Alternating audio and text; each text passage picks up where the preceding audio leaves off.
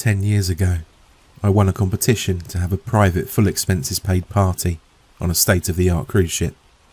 It allowed you and 5 friends to spend the night on the vessel with free food and drinks. We thought it was going to be one of the best nights of our lives. It turned out to be the worst night of my life, by far. Let me tell you my story. I drink a lot of soda, as in buy a pack per day a lot. I don't drink. I don't smoke. I see it as one of the more harmless vices you can have, although I appreciate it's probably not the best thing to do for my body. Well, one day I spotted a new graphic on the pack when picking a few up at the grocery store late one night when I was running low.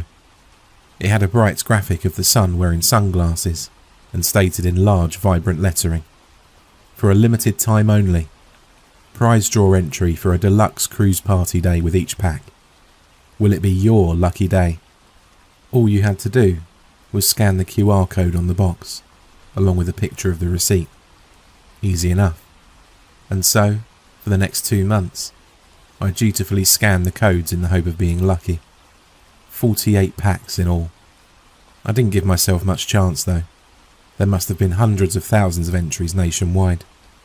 So, after the deadline passed, I just went back to normal life and forgot about it. That is, until I received a phone call one Thursday morning when I was at work. I couldn't believe it and had to step outside to get some fresh air. I'd won. I was given a list of Friday nights to choose from and was asked to provide the details of up to 6 people who would be going. They even asked me for what food we liked, and of course, we would have all the free soda on board that we could drink.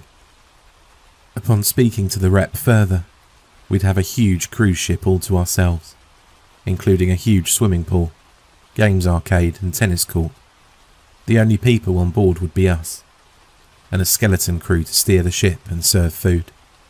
We'd go on a round trip to a nearby island, spend the night, and then travel back. I couldn't believe my luck. Without thinking, I reeled off the names of 5 of my closest friends and started counting down the days to possibly the best night of my life. After the longest month of my life, the Friday that I had marked down in my calendar for weeks finally arrived.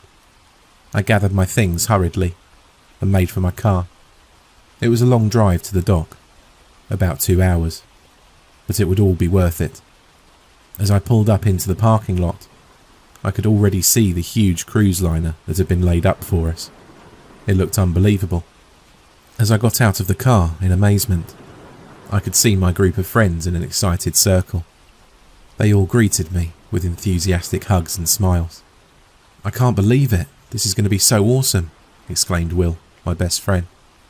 I'd known him since junior school. Our group of friends was small, but tight-knit. We all got to know each other in junior school, all except Jen, who we got to know through our D&D evenings. We badly needed a wizard, and she responded to our ad online. We clicked immediately, and we've been close ever since. Outside of Will and Jen, there were 3 others in our group. We had Frankie, who was our resident music geek. He could play numerous musical instruments, and was always making suggestions for weird and wonderful albums across a wide spread of genres. His latest recommendation was a pirate metal album from a band called Rum and Rock. It was surprisingly good. Next was Kat, who loved to play video games. She regularly streamed online. Her niche was first-person shooters. She was very proud of the fact that she had a KD ratio of 2.1. Tied in with that, she was incredibly competitive and hated losing. In fact, there was a viral video of her online a couple of years back, of her raging after a painful loss. She didn't mind that though, as it meant she was quite popular now. Last but not least was Adam. He was the sporty one of the group. He loved to play soccer and was always representing our school in competitive matches. Now that we'd left school, he carried on playing a couple of evenings per week. You wouldn't think he was athletic or fit though, if you just watched him eat. I'd seen him slam down 2 pizzas by himself once, after a particularly intense game. We excitedly made our way up the staircase, which was adorned with branding for the soda. At the top, We were greeted by a representative from the soda company and were asked to take a couple of photos for their marketing department. It felt a bit corporate and soulless to do that in hindsight, but we were looking forward to that night so much that we would pretty much have agreed to anything. After a few pictures were taken and exchanging pleasantries with the company rep, the walkway extended down from the huge ship. Once it was secured, we bounded our way up to the deck with huge smiles on our faces. Upon boarding, we were welcomed by the captain of the ship, along with being introduced to the surprisingly small crew that would be serving us. In what I was sure was a health and safety requirement, the captain proceeded to let us know how to put a life jacket on and where the lifeboats were located. We all subtly rolled our eyes at each other. Come on, we were only going to be gone for a day, and we're just going 100 miles offshore. It's not like we were in any danger. An hour after departing, dusk had fallen, and we could start to see the stars. We were all standing on the forecourt of the restaurant, which was towards the front of the ship, and had a glass ceiling which allowed you to look up at the sky. It was beautiful. A perfectly clear night, not a cloud in the sky. Great music was playing. We were asked to choose the playlist, of course, and the ship was lit up with bright lights. There were about 10 industrial-sized refrigerators in the restaurant, filled with ice-cold soda. We were told that we could take any left over home with us. I was really the only major soda drinker in the group, so most of it would be coming home with me. As we were all dancing, one of the few members of the ship's crew announced over the tannoy, "Dinner is served." As we sat down at a huge table in the centre of the room, a crew member approached us with a trolley full of piping hot food. An amazing selection of meats, every type of side dish you could think of, and we could also see a table full of desserts in the corner. "Oh my God, amazing!" screamed Jen over the music. "You've really outdone yourself this time," said Adam, slapping me on the back. I licked my lips as I couldn't wait to tuck into the great food. When I looked around the table, I could only count 5 of us. That's odd. How did he get separated? We all went to the restaurant together, I was sure of it. "Frankie? Where's Frankie?" I asked, looking around confused. He was nowhere to be seen. "Come to think of it, I don't remember seeing him for a little while," Kat murmured, while also looking around. "He's probably exploring the ship. You and I know that he always lets his curiosity get the better of him. He'll turn up. Why don't we go looking for him after we eat?" Will sputtered, in between mouthfuls of pizza.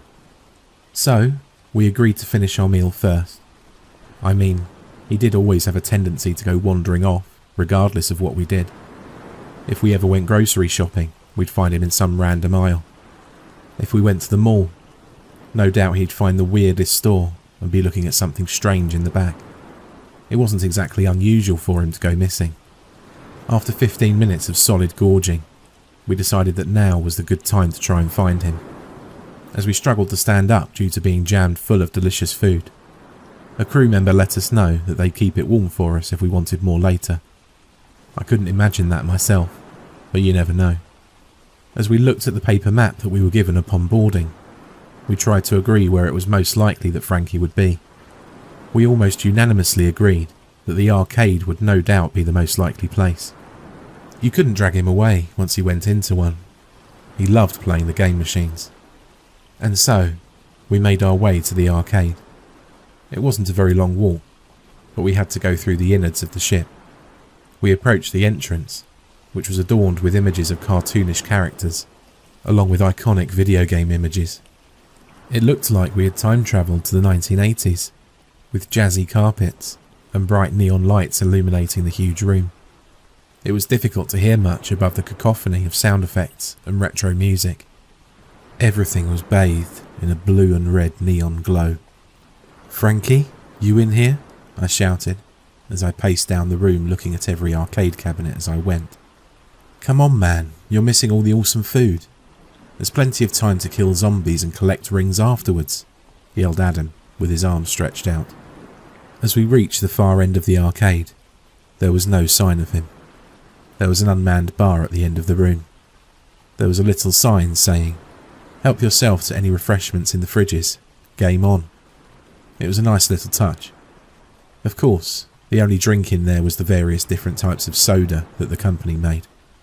Cherry, zingy lemon, diet, and of course classic. I grabbed one for the road. As we turned around after a brief refreshment break, we spotted a figure hunched over one of the arcade cabinets near the entrance.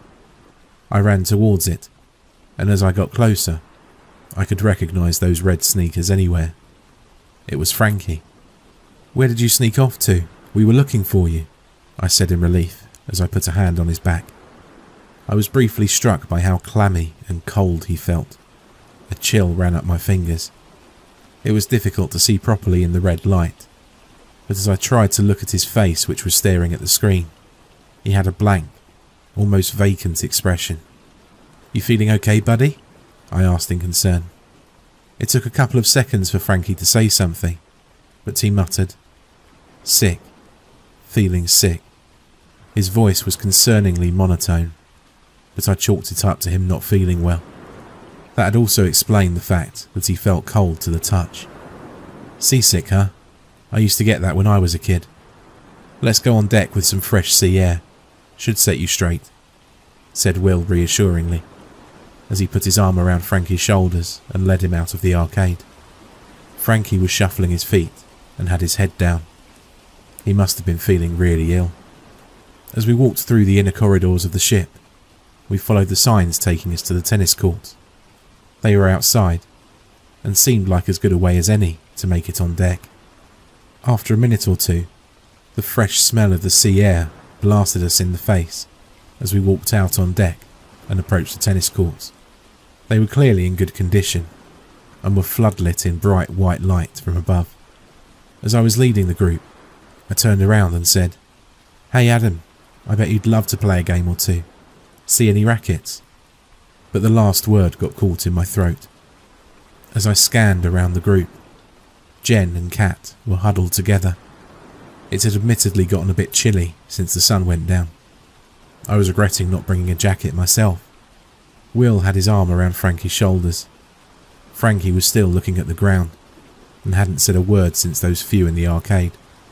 He must have still been feeling ill, as his skin was pallid and pale. What made me stop in my tracks was that Adam wasn't there. No one had mentioned anything on the way here, and I was positive that Adam would have let us know if he was going anywhere. This was getting creepy. "Hey, has anyone seen where Adam went?" I looked expectantly at Will, Kat and Jen, who all shook their heads in unison. Frankie was motionless, still fixated on the floor. "Maybe he got lost," Kat suggested. Jen chuckled. "Got hungry more like. I'd bet money that he's back at the restaurant stuffing his face. Adam and free food is a match made in heaven." And so, we made the short walk along the side of the ship to the restaurant. The sea spray was making it feel even colder, so I increased my pace to a jog in a vain attempt to warm up. Kat now had her arm around Frankie, so was staying at walking pace. Will and Jen matched my jog, partly to warm up, but also, I imagine, because we were getting worried about Adam. We stepped through the front doors of the restaurant and were glad for a blast of hot air which came through from the heating system. The music was playing just as loud, but now that the sun had gone down, the room was illuminated in a soft yellow light. Sitting at the round table where we had all just eaten an hour or two previously was Adam. Our empty plates were still there, which I thought was peculiar. I would have thought the crew would have tidied that up. That thought left my mind as I approached the table though, as I was primarily concerned about my friend. "How on earth could you stand to eat anymore? Honestly, I don't understand how you can stay so skinny, yet eat so much," yelled Jen above the blaring music. I could see Adam's lips move, but couldn't make it out because of the dim lighting and the loud music. I ran over to the booth containing the sound equipment and fumbled around looking for a way to turn it off. I wasn't technical in any way and was really struggling. I looked over to Frankie, who was now also sat at the table, hunched over in a similar way to Adam. He'd know how to operate this equipment with his eyes closed. "Frankie, little help?" I yelled across the room. Frankie didn't move, and didn't even acknowledge me. I called out his name once more, but then presumed that he couldn't hear me. After pressing a few random buttons, I seemed to find the right one eventually, as the music cut out immediately. All we could hear now was the sound of the waves crashing against the ship, and the odd seabird. "Adam, feeling sick too? You look as bad as Frankie," said Will, as I was walking back to the table. I thought Adam didn't hear him at first, as he took a couple of seconds to respond. But then he gurgled. "Hungry. Food. Honestly, you've got a one-track mind with food. Did you eat too much and now you feel sick? You've only got yourself to blame," scolded Jen. While she was saying this, I was staring at Adam's face. His skin had the same pale colour as Frankie's, maybe even worse. Also, maybe it was the lighting, but his eye sockets were sunken, casting a shadow. It looked like he was a corpse that had just come back to life. I'd been seasick before, and I never looked like that.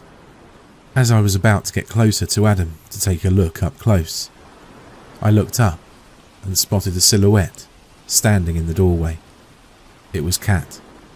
She was just standing there, motionless, swaying slightly from the movement of the ship.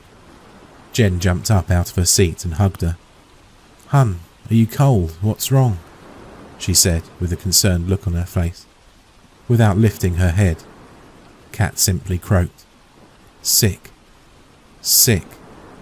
Right, that's it. I think I've figured it out," exclaimed Will passionately. "It has to be food poisoning.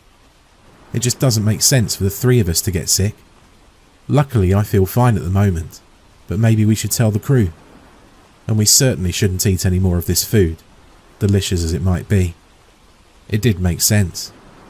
We'd all eaten an hour or two ago, and it was a pretty big coincidence for half of us to suddenly become sick. There was such a large selection of food that we had all eaten different things, so it wasn't guaranteed that we would all get it, I thought. "Good thinking," I said, patting Will on the back. "Why don't we leave Adam, Frankie and Kat here for the moment, where it's warm? The three of us can quickly run to the crew quarters to let them know, just in case they were planning on eating any of the leftovers. They might also have a medic on board." Will and Jen nodded in approval. We ushered Adam, Frankie and Kat to a table close to the blast of hot air from the heating system and grabbed some water for them. They continued to sit, hunched over, motionless. We then exited the restaurant, shutting the doors behind us. After a minute or two, we arrived at the bridge of the ship. We imagined this would be the most likely place to find the crew. "Let's make this quick so that we can get back to the others," Will said, as we approached the door. I had to agree. Now that the music had been shut off, the ship was eerily quiet. All we could hear was the sound of the sea, and the low hum of what we presumed was sophisticated electronic equipment inside. What I didn't realise at the time was that I didn't hear anyone speaking. The door was ajar, so I gingerly pushed it open and stepped inside. The wide expanse of the ocean could be seen through the large windows at the front. It was nothing but darkness, aside from the light from the stars. There was a wide array of computer screens sitting along the front of the bridge as well, including what I presumed to be a radar. While I was taking all this in, Will whispered in a hushed voice, "Where is everyone?" "No idea," I whispered back. Maybe they all got food poisoning too. I was just clutching at straws at this point. In actuality, I was terrified. "Who the hell is steering the ship?" Jen shouted, pointing at the computer screens. "Autopilot, I hope?" Will quipped, although the worried look on his face told a different story. "Look, it's nice and warm in here. I'm sure the crew will be back any minute. Why don't you guys dash back down to the restaurant, grab the others, and bring them here," I said, as I noticed a very large first aid kit on the wall. "There might be some medicine in here that we can use to make them feel better. I'll take a look while you're gone." "We won't be long," Will nodded, as he grabbed Jen by the arm. They ran out of the bridge and down the steps. I removed the first aid kit from the wall, set it down on the table, and opened it. I'd never seen a first aid kit with so much stuff before. Sterile gauze, safety pins, latex gloves, antiseptic cream and wipes, bandages, painkillers of many types, emergency lights, tourniquets, foil blankets. There was even more, but my eye was drawn to some anti-sickness tablets. They must have had many occasions in the past where passengers had seasickness. I had no idea if it would help the others, but it was worth a shot. I grabbed the tablets and put them on the table. As I was waiting for the others, I stood up and looked out of the wide windows overseeing the ship. I could see the tennis courts, still brightly illuminated against the black backdrop of the ocean. There was also a helipad, which I hadn't noticed before. This ship must be used by the rich and famous sometimes. As I traced around to the edges of where I could see, I spotted something that was bright orange on the side of the ship. I was initially confused, but then remembered the brief safety speech from the captain upon boarding. That must be a lifeboat. Just as I was having this thought, there was an almighty creak from the bowels of the ship, at which point I was plunged into pitch darkness. The reassuring hum of the computer equipment had disappeared, meaning that all I could hear now was the crash of the sea waves, along with the sound of my panicked breaths. This wasn't good. As my eyes began to adjust to the darkness, aided by the starlight, I felt my way around back to the table I'd been sitting at. Scrambling around in the first aid kit, I thanked God that there was an emergency light in there. If this wasn't an emergency, I didn't know what was. Upon opening the packet feverishly, it was nothing more than a glorified glow stick. But beggars can't be choosers, so I activated it immediately. "Hello, guys?" I yelled into the darkness, as I hoped they would be coming back by now. Nothing. I steeled myself and took a deep breath, before pushing the door back open and taking a step outside. The air had a noticeable chill now, and I started to shiver, although no doubt this was not purely down to the cold, as I was terrified of what was going on. Something was wrong. I felt my way down the staircase leading down to the deck. While I tried to be as quick as I could, I didn't want to fall and break my neck. These steps were very steep, and one wrong move could be disastrous. With both feet on the deck, I breathed a quick sigh of relief as I started to make my way back to the restaurant. If you wouldn't have known any better, you wouldn't have thought there was anyone else on this ship. It was deathly quiet outside of my footsteps and the waves. "Guys, are you okay? I'm not sure what's going on, but it looks like the power's died," I shouted, in the hope that the others would hear me. Still, nothing. They must have the doors shut, I thought. As I approached the entrance of the restaurant, the doors were indeed shut. No wonder they couldn't hear me. It was pitch black inside. I nudged one of the doors open slightly and listened. I couldn't make anything out. Certainly not any speech. Maybe we'd just missed each other. Although, as I was thinking this, I started to hear something over the sound of my own breath and the sea waves. A kind of guttural rattle. A sound so unsettling that it seemed to claw its way up from the bowels of the earth itself. It became louder and louder, until such a time it was the only thing I could hear. In trepidation, I lifted the emergency light in front of me and into the restaurant. "Guys," I whispered, "what I saw in the darkness, I will never forget for as long as I live."